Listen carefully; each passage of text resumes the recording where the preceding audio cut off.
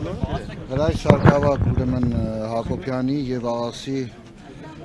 Արշակյանի պաշտպանություն եմ ստանձնել։ Մեղադրանք առաջադրվեց բան։ Այո, մեղադրանքի առաջադրվել, երկուսն էլ ձերբակալված են։ Ընդունեցին առաջադրված։ Ոչ, երկուսն էլ չեն Ինչ հոդվածներով է առաջադրված։ 43, այսինքն աբեկցության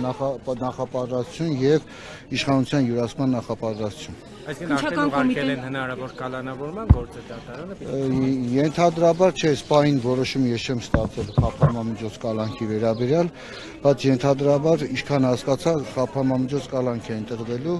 ու ներկայացվել են դատարան։ Պարոն Սարգսյան, ձայնագրությունները դուք լսեցիք քննչական կոմիտեն ձայնագրություններ, որքանով են դրանք։ Ես գործի որևէ նյութերի ծանոթ չեմ, եթե անգամ ծանոթ լինեի չէի կարող ներկայացնել, որտեղ նախաքննական գաղտնիքը չհրապարակելու ստորագրություն Բայց քննչական կոմիտեն պարոն Սարգսյան հրապարակային Դե ես չեմ կարող ասել, քննչական ասել են չխոսել փաստաբանների Այո, մենք ստորագրություն ենք տվել նաև մեղադրյալները, որ չեն կարող Իսկ հրապարակել։ Եթե անգամ ծանոթ ենք, բայց ես իրականում ծանոթ չեմ սպայի դուրսը։ Որևէ նյութի չեմ տիրապետել։ ավարտվեց քննչական գործողությունները, երբ հարցաքննվել են։ Մեղադրանք առաջադրելու եւ հարցաքննվելու քննչական գործողությունները ավարտված են։ Հիմա ես այլ աշխատանքային զբաղվածությունն եմ, միջև սպասեմ, միջև տեսնեմ, եթե կալանքի են տանելու, արդեն որպեսզի ներկայանանք դատարան։ Իսկ քանիսն էին ըստ ձեզ նախաքննական մարմինը 14 անձի ձերբակալության մասնակցել։ Ես չգիտեմ